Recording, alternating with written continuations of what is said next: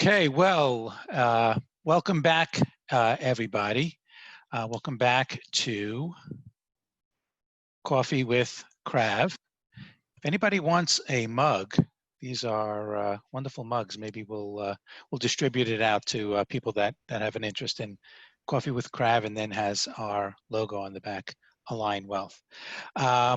We're doing this Coffee with Krav to give information, education, maybe some entertainment to those of you that are maybe socially distancing right now and spending more time at home. If you remember 2 weeks ago, we had Sarah Khan on, and she talked about cybersecurity. We had promised and we had sent out last week a email on cybersecurity, a couple of training modules. One was on fake browser updates and also fraudulent shipping notifications. So we're going to be sending a couple more of those out, two more of those out. Hopefully you'll do those training and it'll help you understand cybersecurity a little bit better. Speaking of security, we have a man that has helped us over the years, the collective of us, in this in security. We have John Choate. John is the managing director of SA-720, a consulting firm providing seminars on cross-functional teamwork, strategic planning, on principles derived from the U.S. Special Operations community. John began his professional career as a naval officer in the SEAL teams. Following completion of SEAL training as an officer in charge of Class 218, he spent the next 12 years in both active and reserve billets, deploying overseas in support of national security objectives. His team has received numerous distinguished awards, including the Presidential Unit Citation personally awarded to his SEAL platoon by the President of the United States. In 2005, John founded, might mispronounce this, what's it? Procinto, you're right. Procinto Group, a global risk management firm. In 2010, John was recruited to serve as a CEO of Defense Venture Group, part of a $1.2 billion portfolio of J.F. Lehman and Company, a private equity firm. In 2016, John was recruited to serve as Executive Director of Security for Wynn Resorts in Las Vegas. You've had some history, John, and let's go way back. Let's go way back. You grew up in quite a storied family. The famous Choate private schools that the Kennedys had gone to comes from your family. Just how far back does your family go?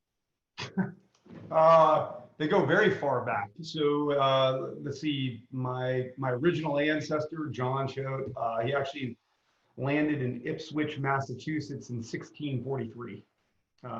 They're all farmers or lawyers from that area. So big spread differential right there. Vast majority stayed in Massachusetts, and then they kind of either went down to there, and then they split down to kind of the Carolinas or over like to Iowa, and then ultimately out to California. Well, that's the family history. Well, we briefly spoke last week, and we kind of kidded around and said that, and you kind of said that you were the black sheep of the family because your family has a long history of lawyers, of attorneys, and so why don't you tell everybody about that?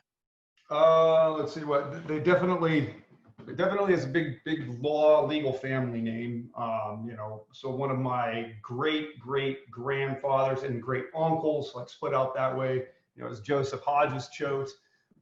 He was an ambassador to the Court of St. James, so to the United Kingdom. I think from 1902 to 1911, he was a senator from Massachusetts.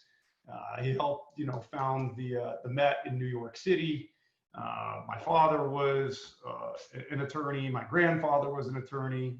Their law office was Choate and Choate law offices, and always had a great interest in the law, but never enough to go through 3 years of straight torture associated with it. Just was not the calling that resonated. I guess you chose a different form of torture, which we're going to get into now. There's probably no tougher group to get into in the entire world than the Navy SEALs. And you just said being a lawyer was torture. What made you choose going that path? I mean, there's probably several different reasons. First of all, I would not agree. I would not say, I don't like superlatives like or platitudes like the most, the worst, the best, the least. To say that it is the most difficult. Well, numerically, I suppose it can be, but I mean, it's just really kind of a prolonged gut check is what SEAL training is. But the reason why it resonated with me is that I mean, to me, kind of proverbial torture is having to sit in front of an Excel spreadsheet, right? Like, I mean, that sounds awful, but really where it stemmed from is during my sophomore year of high school, a book came out called Rogue Warrior, which was written by the founding commanding officer of SEAL Team 6, Richard Marcinko. And, so of the series of books that he wrote, this was the one that was the non-fictional piece. And it was just extraordinary. And as a 14, 15-year-old kid reading this about, okay, so you get to serve in the military, work out, fly around the world, take care of bad guys or other bad, other forms of actors. Why would anybody not want to do this? So it was just kind of one of those aspirational things. I think another piece too is that I was also kind of, I'm an aquarian, like a water guy. So, I'm a water polo player and a swimmer since I was very, very small. So always kind of had a natural draw towards that. There's also there's another undersided belly to all of this too, as well, which is, I remember well, so I went to a preparatory boarding school, and I was kind of ambushed once by my parents who had come out to the boarding school. I did not know that they were there. And there was all of my teachers had an impromptu parent-teacher conference along with me there as well. And I remember a single professor named David Fawcett, who I'm very close with today, since retired as a teacher. And you have to imagine it was kind of one of these, you're walking in and imagine seeing all of your teachers and your parents there. I mean, it was legitimately an ambush, right? And what the heck is going on? And Mr. Fawcett had said, look, John shows strokes of genius or brilliance, something like that. He's wrong on both, of course, but either way, he said, but sometimes he chooses to associate with the wrong people. And so it was from that kind of, that piece right there, I was really bothered by that, because it's also relative too, like associating with the wrong people. It's not like, the folks or, anybody's dealing drugs or anything like that. It was just the people who were definitely more of kind of like the jock athletic kind of side of the house, as opposed to like the intellectual side of the house. And I still remember that. I mean, I'm 46 years old and talking about it to this day. And I was like, well, that's pretty awful. What's a way that I can stave that off and kind of recorrect, so to speak? Well, a natural way to go ahead to do that was to go to one of the service academies. So I thought, if I go to Annapolis, certainly not West Point. No offense to the West Point folks out there, but if I were to do that, that appears to be a compilation of people that are approaching their education and their lives with kind of a higher ideal of like duty, honor, country, leadership, so on and so forth. So that was kind of really what stimulated me down that path. Very interesting. And by the way, I don't find spreadsheets torturous. Well, welcome to my life. Well, I know. You want to steer at a Bloomberg terminal or get shot at? I mean, at least you know where the enemy is. You know what I mean? So. Sometimes the Bloomberg feels like it's shooting at me, but that's okay. All right, so let's talk about the training, the famous SEAL training. Hell Week, at least what I've read, I haven't done it. You get 4 hours of sleep in 5.5 days. What's going on? What's going on during that week? So, what's going on during that week? First of all, any SEALs that are out there regaling you with stories of Hell Week and everything are all full of it because nobody remembers anything after sunrise on Tuesday morning. I mean, you're just on autopilot. I mean, I have a picture of me, securing from Hell Week that's on the famed grinder there at the SEAL compound and stuff. I don't remember it at all. Like, it doesn't take place. Look, there are many, many purposes. Fundamental and kind of on the veneer, like, to SEAL training, right? Uh, Obviously these are kind of broader aspects of, like, don't quit, perseverance, on and on and on. I think the purpose of Hell Week is really to inform, is to raise your level of self-awareness that you are not only capable of pretty extraordinary things, but of exceptionally extraordinary things. So this concept of, from an hour after sundown on Sunday and being awake until, about 1 o'clock in the afternoon on Friday. And you get, these, like you said, they say you get 4 hours of sleep during that time. Well, yeah, there's an asterisk associated with that. The other thing is too, is that you don't, really kind of the ones that are smart don't choose to go to sleep. Because if you close your eyes for 20 minutes in one of those things, you're done, right? But I think for all your listeners and yourself, I mean, let's just speak frankly here and stuff. We've all, pretty much everyone on this call, I'm assuming at some point in time, has gone on like a 3-day bender when we were in college or whatever, anyhow. So add on another 36 hours, it's not that shocking to it, right? But that's really the purpose of the Right. But the difference is a bender is maybe they're drinking or they're doing things. What are you doing during that week? Tell us. Well, first of all, you're wet virtually 100% of the time, all right? Because when you're talking about atmospherics, you can be very hot, but still focused, all right? You can also be cold and focused, all right? As long as you're able to kind of cover up and stuff. When you add in the aspect of being wet, all right, you can be wet and hot and still focused. When a human is wet and cold, you really don't care about many things other than trying to stay warm, right?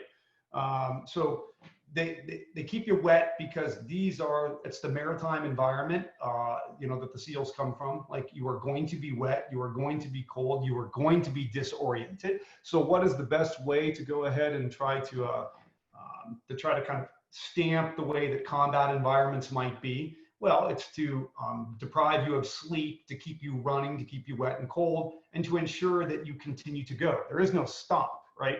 That's the reason why kind of the famed SEAL quote that's above the training center is the only easy day was yesterday. I mean, there's brilliance and purity in that particular saying, right?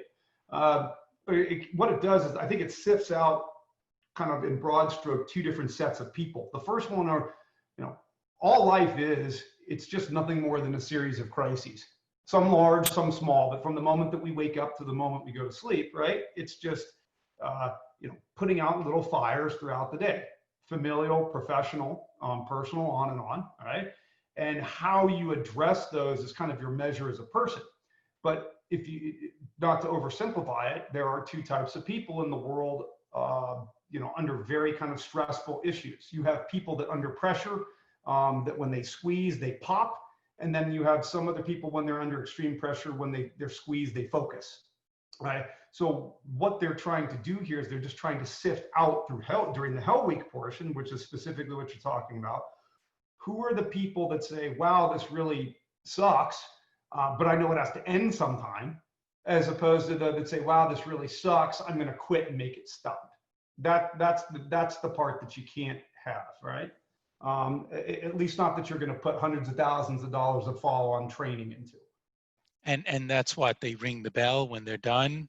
Yeah. So, well, no, yeah, they're the famed bell sits out there, and so anybody that's ever quit SEAL training has rung that bell 3 times. You just kind of walk up to it, ding, ding, ding, and then you're gone. And it's the only time that you get to ring the bell is on graduation day from Buds, when the class leader gets to ring the bell, like to ring his class out of Bud's SEAL training and stuff. How many people do you generally lose during Hell Week? or what percentage of the people? So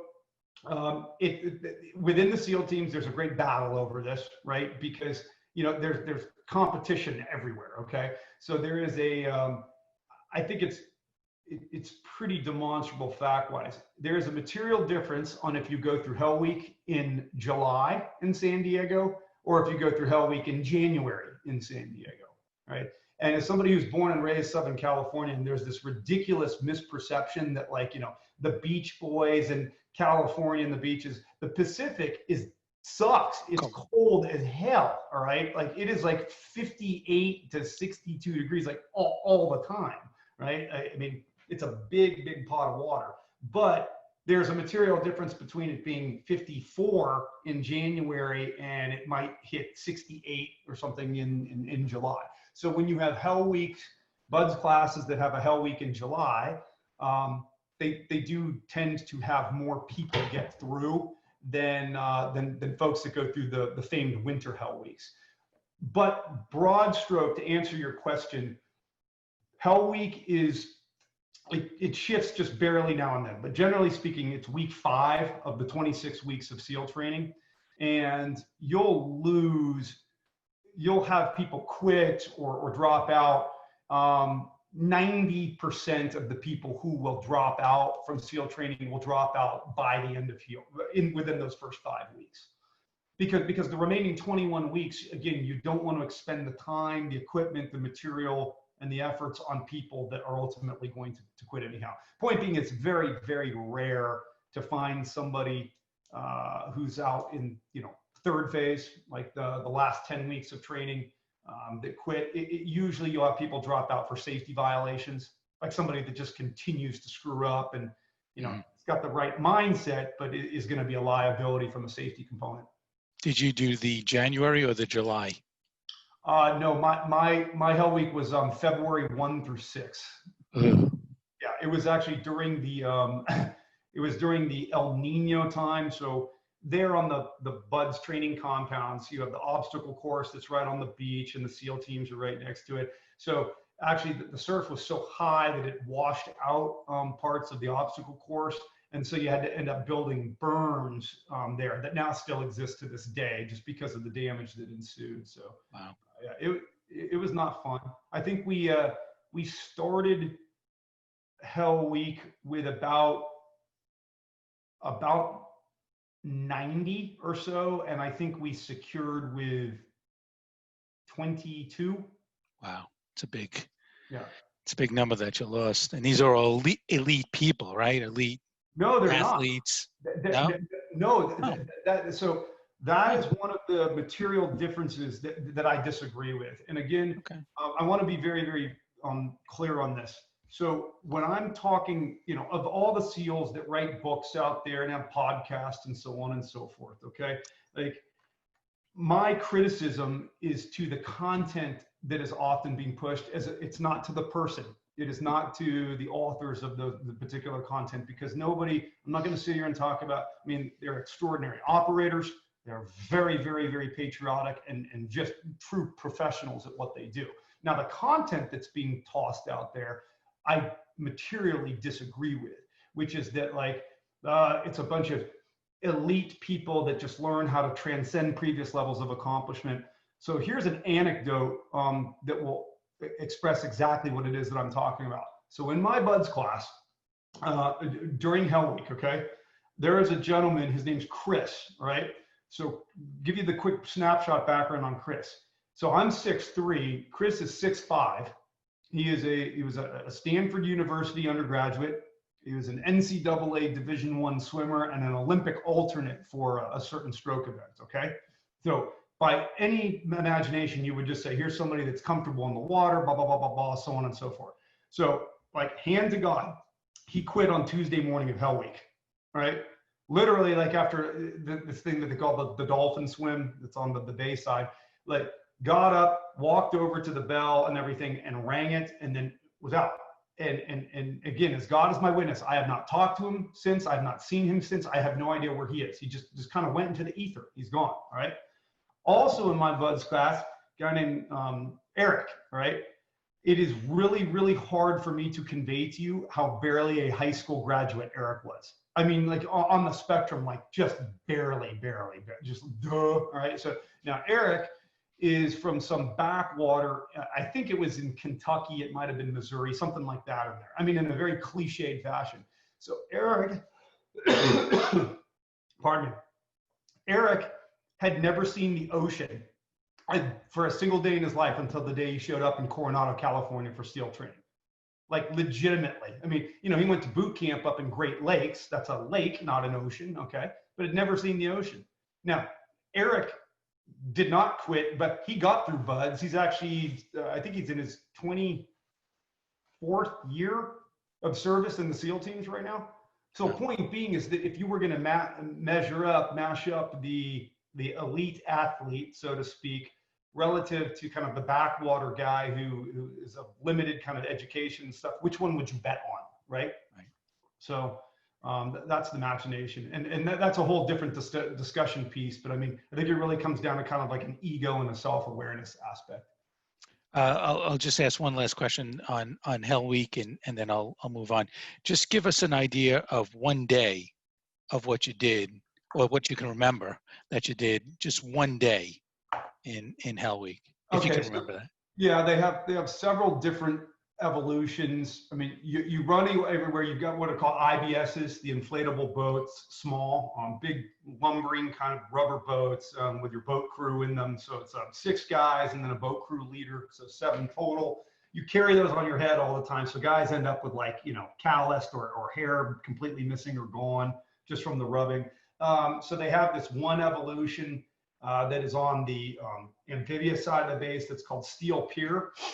It's a horrible evolution. I remember it. So it's they have these aluminum piers that are there that other Navy boats dock up to, and it's a nighttime evolution. So the water, you know, is very, very cold and sitting there. But they take ice blocks and they put it on the aluminum pier. So they make you get in the water, and you got to tread water where you're just freezing for, you know, some period of time, and then you got to get out, and then you got to lay on the steel pier, and then you go back into the water. And what they do is, you know, they'll make you do 108 count bodybuilders in order to get your core body temperature up. So all of a sudden you're warm again. And then they're going to make you jump back into the cold water and then rinse, repeat again and again, go back onto the steel pier. Just sucks, man. It's awful. So you're done with that.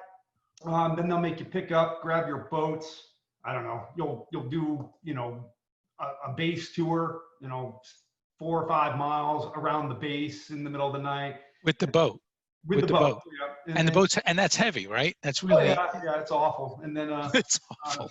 And then you know, and then what they do is the one time that they don't mess with you is during meals, because they know that they have to fuel you, right? They know that it's important. I mean, one of the great things, the BUDS instructors are absolute geniuses, like the program and everything that they've developed there. So they have this wonderful, as a student, there's this perception that it's just chaotic and it's just kind of arbitrary and just random, and by its very definition, that's frightening. Okay. The actual point of this is that it is so observed and watched and choreographed. I mean, there are more doctors that are around, and EMTs and paramedics, and they've got exact tables that know, given this water temperature, this is how long a student can be in the water before they get too hypothermic, and, you know, do this and that and everything else, right? So, you know, it's not, they're not just throwing you into the cauldron and being like, hey, you're either gonna die or not. That's not the case. But it certainly has that perception, which plays some extraordinary mental games with you. I'm sure. Wow. All right. I'm going to get off Hell Week. Sure. We've done that. So you were deployed to the Middle East. Where did you serve, and what was your role there? So, you know, deployed all over the Middle East, you know, both pre 9/11 and post 9/11. You know, pre 9/11, the mission sets in the Middle East. Well, we did some humanitarian assistance things down in East Timor, and then a lot of the joint training, you know, that's just keeping up with, like, you know, the Aussies, the Thais, the folks out of United Arab Emirates, Saudi, the Omanis, Kuwaitis, so on and so forth. From an operational perspective, if you think about the decade of the 1990s, right? So 1991 is kind of a watershed moment. So for all intents and purposes, by February of 91, Saddam Hussein is kicked out of Kuwait. We beat their ass, and then he ends up back in Iraq. Okay, and so in Iraq they're pegged in through the United Nations sanctions. Right, you have Operation Northern Watch and Operation Southern Watch. So Northern Watch is out of Incirlik, Turkey, which doesn't allow the Iraqis to move any of their goods or their embargoes through the northern route. And the southern route, Operation Southern Watch, is all of our naval ships that are blocking kind of any all the embargoed items that are coming out of Iraq. Okay, but that's kind of well and done. And then on Christmas Day, December 25th, 1991, you have the Soviet Union falls. Like it's just gone. All right, so if you look by 1992, 93, the perception is kind of, hey man, all the badness is gone in the world, right? Like Soviet Union's gone. Saddam is back in his little box and everything like that. So really the operational stuff that was taking place, and what I mean by operational, I don't mean from a training aspect, I mean from actual kinetic engagements with foreign entities or actors, is really what they referred to as MEO, which is Maritime Interdiction Operations. So that's essentially all of the ships, the smugglers that were coming out of Iraq and trying to smuggle oil, some human trafficking, other components that are part of the UN embargo. Well, you got to stop those ships and try to take care of that. So we actually ended up, I think our platoon was one of the highest maritime interdiction operation elements that there were. We took down 14 different non-compliant ships, as well as the largest oil smuggler that was actually being fenced by Shell Corporation. It was the Academic Pustovoy. Russian flag vessel, 89,000 metric tons of Iraqi oil trying to be smuggled out. Wow. Yeah, it's fun though. You get to be a pirate, right? Like you go because there's a ramp up to how this is addressed. So if you see a ship that's coming out of Iraq, big Navy like Blue Water Navy will go ahead and query it and say, hey, motor vessel so and so, heave to for United Nations sanctions. 95% of the time, they'll see a big, Ticonderoga class cruiser or an Arleigh Burke destroyer and be like, yeah, okay, yeah, come on over. Sorry, you caught us. 5% of the time, you'll get what's called the non-compliant, which is when they'll be like, screw you, go pound sands, we're not going to listen to you. We're doing what we want. And it's that point in time when they're like, okay, call the SEALs. And then you're like, and then you get to kind of go, cool, we're in. Yeah, knock, knock. Like little pigs, little pigs. Was there any artillery, any firing, you getting close? I don't think the only time that we discharged a firearm was post 9/11 when we took down actually a ship called Alpha 117, which was one of Al Qaeda's 3 ships that they had. Alpha 117 is actually the ship that Al Qaeda used to transport all the explosive materials that blew up the U.S. embassies in Kenya and Tanzania in 1998. So we took down that ship in late September of 2001 in the Middle East. But to go back to the gun aspect that you're bringing up here, and I'll have folks that will battle this like till the day they die, and that's fine. Everybody's entitled to their own opinion, right? So it's kind of like within the security world. The moment that you give somebody a gun, all right, what you're doing is that you are saying whatever it is that you're protecting or that you're securing, what you're telegraphing is that you're willing to use up to and including life or limb, right, for the protection piece. Now, it's great to have that option. It goes back to the concept, better to have a gun and not need it than vice versa. But a perfect operation is when you're able to get up onto a ship, onto a target, whatever, take it down and kind of show up in a more stealthy, like, hi, yoo-hoo, you know what I mean? And then they're like, ah, as opposed to getting into some big type of a tick or troops in contact, a gunfight. I mean, obviously there are specific times when with kill or capture missions by their definition, and that is actually the designed end state. But typically, even though it's morphed in the past 10 years or so, it's really not the province of the SEAL teams. I mean, one of the most brilliant advertisements ever, you guys can find it on YouTube. Don't know why it's still not played for the SEAL teams, is this amazing video. It's only 30 seconds long. It was on TV, and it just shows a beach with the waves that are kind of crashing at nighttime, kind of moons out there and everything. And you just see a wave come in and it comes out, wave comes in and it comes out. And then all of a sudden you see like 4 or 5 sets of footprints on the sand. And then the wave comes in and washes them all out. And then it just says NavySeals.com. Cool. There's brilliance and a purity to that. It's the stealth and the surprise, right? Did a lot of things change from 9/11, pre 9/11 to post 9/11 for you guys? Material change, right? I mean, because by its definition, the global war on terror is, look, pre 9/11. There's always been a terrorist threat. Okay, I mean, Al Qaeda was operating in the 90s, and on, and you have Hezbollah and Hamas and other terrorist actors, right? So that's always existed. But the focus of the Defense Department pre 9/11 was largely on kind of your conventional actors, even though they can use unconventional means. So Russia, China, Iran, other folks like this. Okay, you have what's called, when you're using, I'll give some broad terminology here. When you're dealing with like conventional actors, let's just use Russia, for example. You have a nomenclature that's called the FEBA. It's the FEBA. It means the forward edge of battle area, all right? Or the battle line. So it's pretty obvious, right? We're here and we're all dressed in these uniforms, and the bad guys are on that line, right? Like you have lines, okay?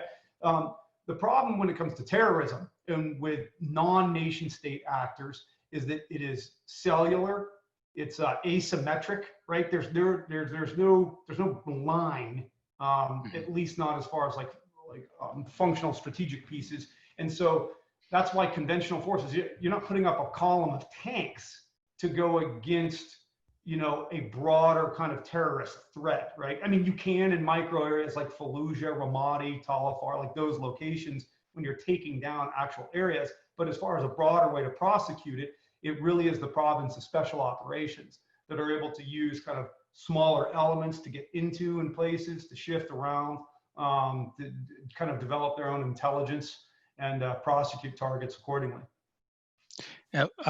John, I had received some emails of questions that I will ask, that some people that wanted me to ask, and I'll do that soon. But I just want to remind everybody that's on this Zoom webinar that if you have a question as John's talking, please email me at mkravietz, Kravietz, mkravietz at align, ALINE, wealth.com. So if you have a question for John, please feel free to email me. I have my email up here, and I'll answer those questions. Now, you also went to Afghanistan. Did you come under assault there? We got into, I mean, there were a couple of like perimeter breaches, I think down at Kandahar and everything. And then there were some engagement pieces up at Zawar Kili, which is kind of like the famed cave operation that took place. It's the same cave location that President Clinton sent in the Tomahawk attacks, trying to get bin Laden in 1998. In retaliation for the bombing of the embassies that I spoke about earlier. It's a weak response, right? I mean, Tomahawk missiles are like flying car bombs, like 500-pound charges, at least at that point in time. So I mean, it wasn't going to do anything, but we ended up there. That was supposed to be about a 75 to 90-minute operation that ended up morphing into being, I think it was 9 days is what it was. So largest cave complex since the Vietnam War. There were 43 different distinct cave entrances. Like the sheer size of them is just extraordinary. I mean, 12 feet high, they run back, 30, 40 yards, attached by runs inside of the mountain by hundreds of yards long, literally filled to the ceiling with ammunition, supplies, so on and so forth. Amazing. Amazing. So this one was a question from that I got during the week. The question was, do you know Chris Kyle, the American sniper? Mhm. That was the question. If you had a relationship with him. I didn't have a relationship with Chris. I mean, I know we were both at SEAL Team 3. So, I mean, I met him in passing, know of him, know a lot of the guys that worked with him. Yeah. Okay. That was the question. Okay. um, so you received some very distinguished awards, including the Presidential Unit Citation given personally by the President of the United States. What did your unit do to deserve such an honor? So that award was really an aggregation of all the different efforts that we had, right? So to sound kind of silly on this, I think, and again, don't hold me to these exact numbers, but at any back in the 9/11 period, all right, so early 2000s, I think that there is a total of 50, or let's see, it would be 1, 2, 3, 4, 5, 6, 7 times 8. It's like 54 SEAL platoons, all right? So 54 platoons, a platoon has 16 guys each, okay? We were the platoon. What you do is every SEAL platoon goes through an 18-month training cycle workup, right? Where you do diving and shooting and swimming and so on and so forth. At the end of those 18 months, you have about a 3-month time period, which is you're kind of in alert status. Like it's like you're board certified, but you're not yet practicing, right? So you're still in the United States. A lot of guys use the time to go to additive schools to kind of increase their professional knowledge, tactically or otherwise. And then at the end of those 18 months, 90 days, and then you deploy overseas for 6 months. So during those 90 days, since you've already kind of got your board certification, you're what was called C1 status. Like if World War III were to kick off, you can go fly away and help with something, okay? But you're really not going to rotate overseas until it's your deployment time. We happened to enter our kind of 3 months of like ready status on August 26, 2001. So we were the ready platoon when 9/11 took place. So we were supposed to deploy administratively the first week in December, but we went into work that day on 9/11 and we were gone. We were out the door and in the Middle East by September 15th or so, something right around there. And let's see, what was the root question that you asked again? I'm sorry. Oh, you got the honor. You got the presidential honor. What it is that me and my guys from that platoon, we like to refer to ourselves as kind of GWAT OGs, like the Global War on Terrorism original gangsters, right? I mean, when we showed up in Afghanistan, like we had never had any mobility training before, like driving Humvees or anything like that. That's not the province of the SEAL teams. At least it wasn't at that point in time. I mean, we did our driver training at the secret base in Masira, Oman, the island right there, which is where we launched into Afghanistan from, driving around with our platoon chief, who was formerly from SEAL Team 6, teaching us how to drive the Humvees before we went up into Afghanistan. I mean, when we showed up there, there were only a few hundred, Marines and folks for the entire time that we were there. Heck, the Army didn't show up until, I think, January or February of 2002. I mean, so you don't have tons of, UAVs flying overhead and, just air packages and stuff like that. I mean, it was pretty draconian relative to, what it is elsewhere. And you kind of make do with what you got to make do with. I'm talking like the old aluminum magazines as opposed to, resin PMag stamps and everything like that. So the reason why the Presidential Unit Citation is that it was really the aggregation of all the different efforts that we had during that entire, like right post 9/11 till we came back in April of 2002. So taking down, Al Qaeda's ship. There was actually a humanitarian assistance piece in there too, where we helped an Iraqi ship that was sinking in the Northern Arabian Gulf and saved the sailors. And then it was moving down to Oman and then up into Afghanistan and then there for 4 or 5 months and, all the different engagements and efforts that we prosecuted there. So Well, it wasn't for a single point. It was for the aggregation of all of those efforts. well, congratulations, and I'm speaking for everybody on this call. Thank you. We really appreciate you and your men keeping us safe here. Well, I'm very appreciative of it. I'll be the first one to tell you that, I've done more than some, but less than a lot. So, Okay. Well, I'm going to move away from the military for a second now. You were handpicked by a private equity firm to serve as a CEO of Defense Venture Group. You completely turned this company around. Tell us all about your experience. it was an interesting experience. So just speaking kind of directly on this, the private equity firm that bought this company, all right, they had done brilliantly well in their particular fund, and much earlier than what they thought their horizon was. So they had some extra money to play with. All right, just speaking bluntly, right? And by just traditionally speaking, private equity by its very nature is, really the aggregation and the accumulation of going concerns, something that's already, has significant EBITDA, that has some history of movement, and then you're kind of making incremental improvements to it. Maybe you mash up different entities together, and then hopefully there's some type of an exit.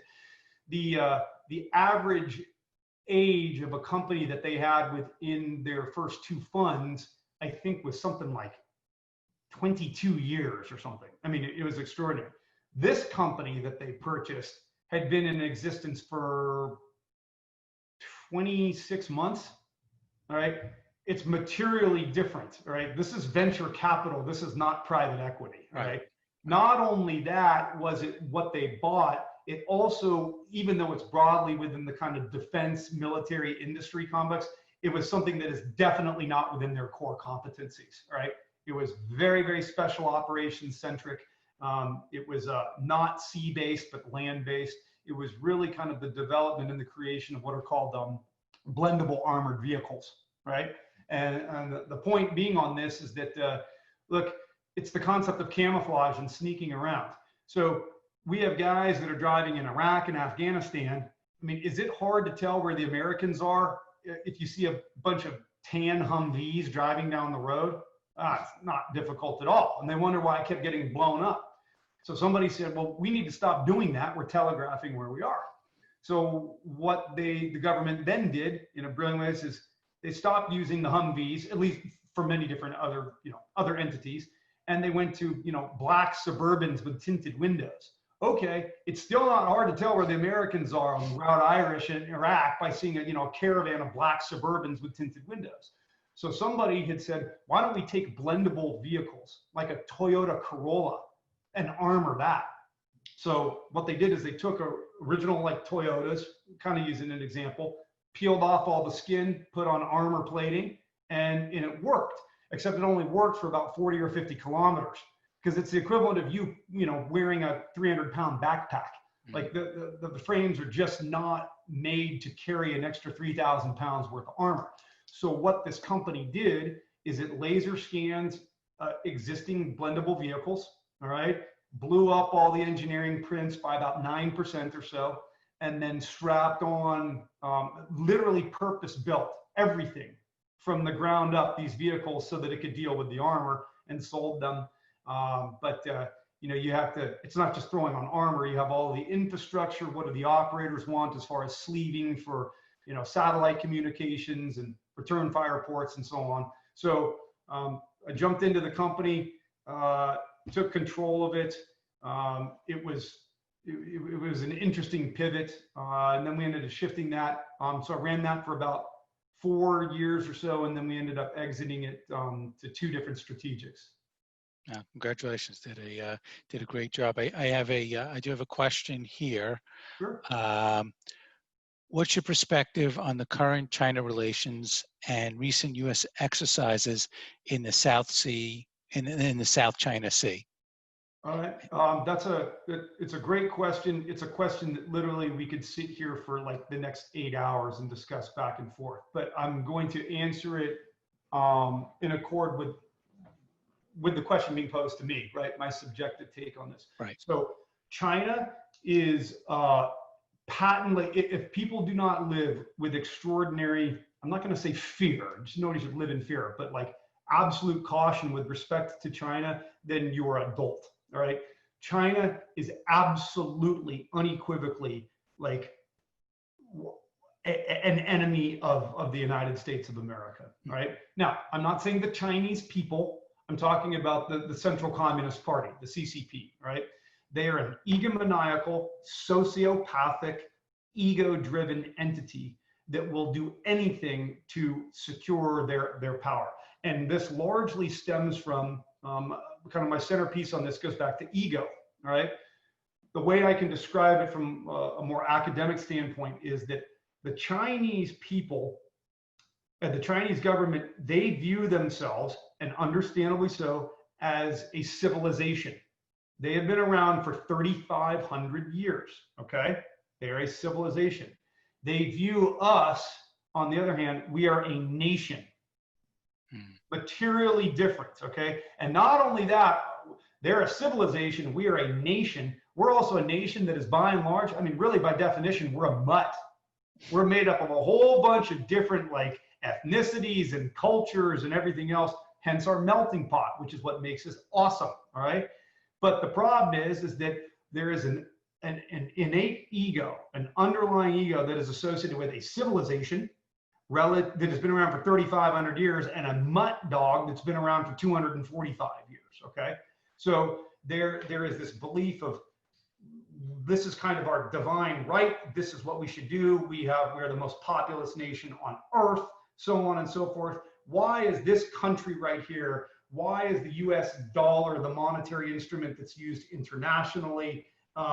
It's a bunch of, idiotic kind of squabbling, violence-ridden folks. And we need to kind of rise and take our rightful place, like within the world order. So that's my general broad stroke take on this. They are awful. They have like through the Confucius Institute, they've absolutely integrated themselves and infiltrated into our academic system. Their intellectual property theft knows no bounds at all. There is nothing creative that comes out of it. It's all theft and stolen. As far as the South China Sea goes, you're seeing the BS materialize. We're just with the Spratly Islands. We're just going to throw down some mud there, and it's within our zone. This is our international right, and we're just doing it there because we need to make use of the commodity spaces. No, you're not. You've weaponized the exact place. You got radar, and you've got aircraft that are seated right down there, and it's one of the largest transshipment places in the world. And not only that, it also has, by the very definitions that you use, Vietnam, the Philippines, Indonesia, they all have the same claim if they're using the metric that you're using as well, that China is using as well. They cannot be allowed to be there. They have taken great steps in light of their awful handling of COVID-19. While everybody else is kind of inward focused, trying to take care of our own issues, this has now bumped up their timetable. Like, crap, we didn't deal with the COVID-19 very well. We know that we're responsible, but while everybody else is trying to put their own oxygen masks on first, let's go ahead and take steps and measures to kind of speed up kind of our so-called global land grab. It's why you've seen them move their aircraft carrier, even pre-sea trials, down into the South China Sea. It's why you've seen the national security law all of a sudden get instituted amidst COVID-19 in Hong Kong. You see saber rattling associated with Taiwan. They really are awful. So how do you think this all plays out? Well, I don't know. I can tell you that a hot war isn't going to play out well for all parties involved. So, you don't want to do that. I mean, again, the greatest power is wielded really like through the financial markets, like and through economics that are associated with it. I don't know. I don't feel comfortable enough commenting onto it directly. I will say that, as far as obviously my background, I take a more hawkish approach to it, right? Which is that, I love this wonderful flag that General Mattis, he ended up taking it. I think it was from a Greek general, but a flag that he flew over the 26th Marine Expeditionary Unit, and it said, "No better friend, no worse enemy." So that is in keeping with the speak softly, carry a big stick type of a thing. I think that we need to be more direct, as we are seeing some of the moves that are taking place right now through the executive branch. And I'm not some MAGA hat wearing guy. I really am not. In fact, I didn't even vote in the last presidential election. First election since I was 18 that I did not vote in. Okay. And anybody, look, he's a crass jackhole. All right. I mean, is what he is. But so are most politicians. Okay. He just happens to be really good at being crass. That does not mean two things can be right at the same time, right? You can be crass and you can still be making good movements. There are some good movements that he's making within the national security realm that I think are important, because you only have specific times to be able to do them in. And I'm certainly referring to this vis-a-vis China's engagements. Okay, excellent. Thank you. Thank you for that. And I have another question here. One of our clients was a member of the Israeli unit, similar to the Navy SEALs. To the what you bat do. wings, Shayatet 13. I don't know. He didn't say it. I'm not sure. But it was called the 13th Fleet. Okay. 13th Fleet. He said, it seems that you guys have contacts in all countries in the Middle East except the one democracy, a real ally, Israel. So he was asking about that. You could not, with all due respect, sir, you could not be more wrong. Israel is like, dude, it is so awesome. and the IDF, the Golani brigades, I mean, what they do, they are absolutely like the most robust ally that we have. And by the way, I'm not running for office, man. I'm just telling you exactly. No, that's I like your candor. Do not believe that for a second, man. We are tethered up and connected with Israel, like absolutely, unequivocally, unarguably. All right. The thing is that, I mean, think about it just from like a strategic point in view. You don't want to parade that around as often, because it's much better to have the perception that they're kind of more loosely tethered components, because it keeps everybody else questioning, right? You don't want to do that. Makes sense. No. I mean, as far as definition of ally goes, I mean, they get a capital A on that one. Okay, right? Good. Excellent. Thank you. Thank you for clarifying that. Amos, thank you for your question. Steve, thank you for your question. Okay, back to my questions. Steve Wynn had handpicked you to serve as executive director for security for Wynn Resorts. What was your role, and what did you put in place? So the role, I think that this goes back to the brilliance, and I'm talking about the professional engagements of Mr. Wynn, not all of the personal issues that materialized apparently that he'd engaged in before. They're inexcusable. He certainly has paid for it, personally, professionally, and elsewise. Yeah. There is a reason why Steve is a self-made billionaire, right?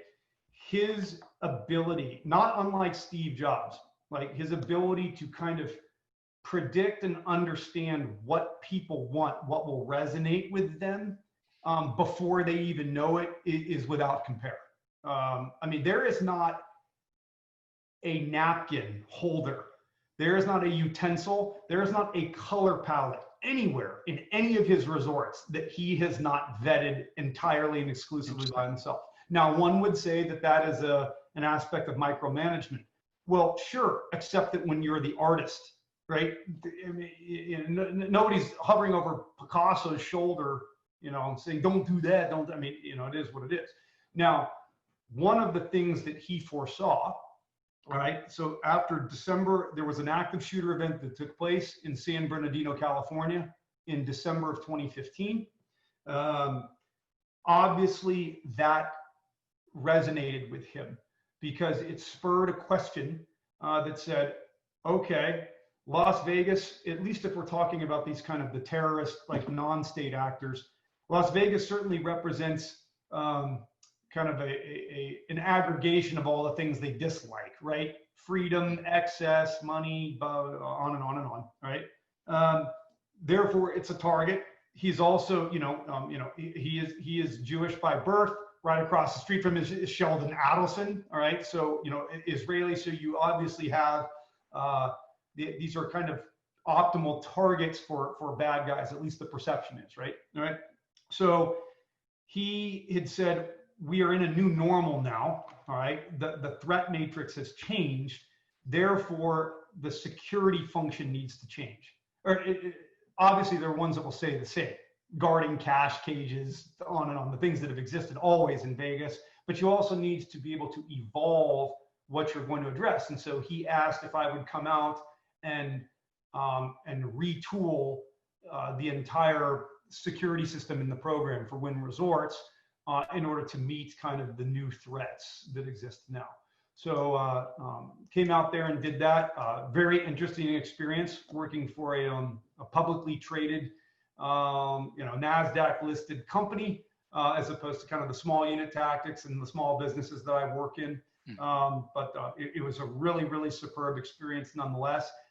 He did an amazing job of putting in, most of them are exceptionally brilliant at what they do. There are a handful of folks in there that were just unequivocal jackasses. Jim, you know exactly who I'm talking about. And but that's okay. You always get it through slip knots that get through. But so went out there, reset the entire program. I did nothing for the first 100 days. And I don't mean nothing like I sat on my behind, but I was the 11th security director for Wynn Resorts in 13 years. It was, that's notwithstanding the clown who ultimately had to direct report to. He's gone now, terminated for cause. But like it has to do because it was always viewed as a cost center. So everything in the business side is about making money. The problem with security is that it doesn't make money, right? It's like an insurance. So it's just always viewed as, well, this, I don't know, we have to put more money at that. It's just taking away from the bottom line. I don't like it. But in the discussions I had with Steve, and this is really kind of shows his brilliance, he believed, and it did work, that you could make it, you could shift the security from being a cost center to actually being kind of a quasi revenue generator. Point being is that people want to feel safe and secure. So, I mean, if you had a choice of going to the airport and boarding an aircraft, and you have to wait in line for 25 minutes to go through the TSA check, or you can fly this airline and you literally can walk on and there's no check or anything like that. Even though everybody complains about the wait, everyone will take this one. Everyone will take this one, not that one, okay? Like, so what he did is that all the money he put in, and then he used it as a brand component to be like, we have a premier security element. In fact, his video, his 45-minute interview from the local TV station is on YouTube, where he says, for the first time ever, I've talked about what we've put in place. This is what we've done. We've got former SEALs and Marine Corps Embassy security guards and armed folks and blendable plain clothes and canine dog elements. And also, it's not done so that you feel like you're walking around in some concentration camp. It's all blendable, and you don't know they're there, but they're there, and it's exceptional. And so, and it did. I mean, there was a spike, a growth actually in the occupancy rates and in the engagement rates. So in 2017, Steve Paddock walked into Mandalay Bay. He was there for about 5 days. He brought up about 16 luggage into 2 suites that he had, and he was the cause of the largest mass shooting in America when he unloaded 1,000 rounds at Mandalay Bay. Mm-hmm. And this was 2017. This was after you were involved in with Steve Wynn. How did this happen? And I don't think that obviously it didn't happen at Wynn. You, I'm sure, put in things in place to. I mean, it wouldn't have happened at Wynn. Right. If it did, if you were able to get through those things, it wouldn't have lasted 11 minutes. It would have lasted about 35 seconds. Right. But you're asking me, how did it happen? So, I mean, it's Occam's, right? The simplest solution is the correct one. So you need to kind of throw away all the conspiracy theories. This is not, I'll back up and I'll tell you how it happened. When it comes to physical security, there are only 8 different ways that physical harm can come to you or your loved ones or your property or whatever else it might be, okay? Well, there's 8 ways. The 8th way, 7 of them require a human. The 8th way is natural disaster, right? Hurricane, tornado, flood, something like that. The other 7, in no particular order, if I can remember them, are insider threats, disgruntled employee, or insider and threats, disgruntled employees are one of them. You have sophisticated criminals, unsophisticated criminals, protesters, terrorists, subversives, and accidents, which are not intended, right? But like a human puts up a ladder, doesn't properly set it, and somebody falls and hurts themselves, okay? Now, out of all of these, the one that gets the biggest attention, at least as of late, is the terrorist and subversive. The thing is that the likelihood of that taking place is just minuscule. It's almost a rounding error, okay? The one where the greatest preponderance of physical harm, of safety and security incidents come from, where they stem from, and this is at every business, every home, is an insider threat, which means it's the employee, it's a person.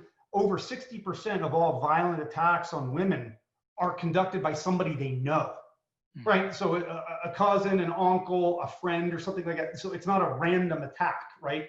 That is classified as an insider threat. And the reason why they're quote unquote successful is because the insider threat, by their very definition, has inside knowledge. They know where the critical nodes are, so on and so forth. So Steve Paddock, all right, is actually good. Do you think that he could be construed as an insider threat? I guess he is, because he went to Mandalay Bay many, many, many times. Exactly. So He's a known entity. He's a known entity. He's a rated player. He gets to pick rooms. They know him. He knows who to tip for $100 that'll take him up the back of house elevators, because he's just one of the guys, right? It's Norm that showed up, right? They know him. It's not like he just wandered into some random hotel, didn't know where things were, what was going on, right? It's not. So number one, he knew how to do this. He knew how to manipulate it. This just goes back to the psychosis of this particular individual. You know, he wasn't implanted with some, brain altering thing by the CIA to do this. I mean, to what end state, right? The conspiracy theories are insane. This is a crazy person. You just have to look at kind of the simplest solutions. I mean, let's go through a cut list, and some of these might not be hyper accurate, but bear with me. So, I mean, he spent a not insignificant portion of time working for the IRS. I mean, I apologize. You got to be some kind of a special asshole to take that job. Okay, so right there, you got that particular piece. Okay, then he is a poker player. That's retired. That's how he makes his money. But in poker is one of the most social gambling games that there is, along with craps, right? Like through interaction. Except he doesn't play poker. He plays video poker. He's a numbers guy. It's all about analytics and algorithms, right? Numbers is what it is. He's not married, doesn't have any children, like lives out in the middle of Bootlick, Nevada, right? I mean, this is not a great existence. There's no depth, there's no warmth, and so whatever it was that flipped, whether it's some right wing or left wing. His dad was also on the 10 most wanted list. Well, okay, maybe you have some kind of a DNA piece to it, okay? Yeah. But this was him just basically saying, I'm wondering if I can do this. I'm wondering if I can and show everybody that I'm the smartest freaking guy in the room, whatever it might be. I mean, who knows, okay? But either way, it was, I hate using the term because it gives deference to the evilness of this and stuff, but there was elegance associated in the planning of what he did, right? And he did, and being able to get up the guns, like, which is simple. I mean, right? I mean, you can drive. Imagine if you had to look through everybody's suitcase that was checking into Las Vegas. I mean, you would find some pretty harrowing stuff in there, right? So, well, he brought up 16 suitcases. You would think that one guy he's the only person, that it would be a little bit of a red flag if the guy's bringing up 16 suitcases. But over the course of 5 days. And the problem is that, I mean, I can tell you at the Wynn, we've got people that check in and then that bring in 3 suitcases, right? They're staying there for a week, and then they'll go out and they'll go shopping, and they'll come back with 2 more suitcases that they went to the Louis Vuitton store, whatever else it is. I mean, to see people transitioning, I mean, the shopping component, that is not abnormal, at all. It's really not. So how would you have stopped him? How, what did you put in place to stop someone like this guy? Well, I need to be careful on like disclosing too much and stuff, but I can tell you that like within security, all right, you have 4 concentric circles, right? So if this is you at the center, and then the circles kind of work outwards from there, all right? And from the outermost ring to the innermost, it's called the 4 Ds. It's deter, detect, delay, defend, all right? The first outermost ring is deterrence. It's pretty intuitive, right? If we talk about it from like the realm of your house, all right, deterrence might be the signage you put that says, this house is protected 24/7, is monitored by an alarm system, and we have a big dog in here, right? It's just deterring any nefarious actor from viewing you as an easy target or the lowest hanging fruit. So they're like, maybe not there. I'm going to move down the road. Okay. After deterrent, so you have deterrent. The next one is detection. All right, which is a detection items that you put in place are to detect any type of abnormality.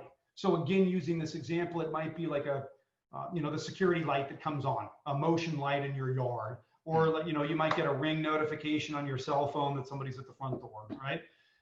The next one is delay, which is to delay any perpetrator that pierces those first 2 veils from easily consummating their act, right? Having big locks on the doors, nobody's just keeping out the cash, like sitting on the counter at night, right? Like locked, hidden away, whatever it might be. And then of course, the last one is defend. And that's the ability to actually kinetically engage the perpetrator to stop what they're doing. All 4 of those were completely, I retooled and revamped all of those for Wynn Resorts, so that, from a deterrence component, the folks that we have eyes on at all of the public entrances 24/7, there is some likelihood that they would have seen the individual, an abnormality coming back over the course of 5 days, whatever. Even if they had not, you would hope that the deterrence with what was messaged, which is like, hey, just so you know, there's an awful lot of former military and law enforcement that are on the property and armed right here. So you may, what you think that you're going to lock yourself into a room for 11 minutes and do this and stuff, that's not going to happen here. That's part of the deterrence.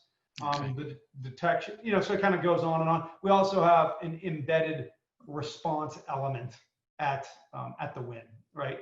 Because even though Las Vegas Metro is superb at what they do, no matter how one slices it up, the average response time for Metro, for law enforcement to get on site, is it's about 5 minutes or so. Let's give it that. The average active shooter event lasts 7 minutes. Oh, you don't have a lot of time. No, you have to have the response element there. Otherwise, what you have is you have a witness detail. That happened, as opposed to that's the reason why when it comes to school safety, when it comes to other things, no matter what you do, you have too many people fall into 2 parts: technology or physical security. It actually goes back to the province of the NSA and like the CIA. So the NSA says, oh, look at all of our technology. We have satellites that can count from 300 miles up, can count the dimples on a golf ball. Okay, well that's great and it's helpful, but it doesn't do us any good unless we have somebody that can coax Bin Laden to step outside of the cave and hold a golf ball up to the sky. Right? They multiply. So you can't just have all the cameras and the detection systems. Hey, we have somebody that just walked in the door with a whole bunch of guns. Great. Now you know where they are and what they're doing. Now you got to have a response. You got to have something that's able to address it in a timely fashion. Makes a lot of sense, John. I got to tell you that I have so many more questions. I can talk to you for hours, but I want to respect your time. I want to respect everybody's time. I always like to end with the last question. Is there one question that you wished I asked you? Oh God. or anything that you want to end with.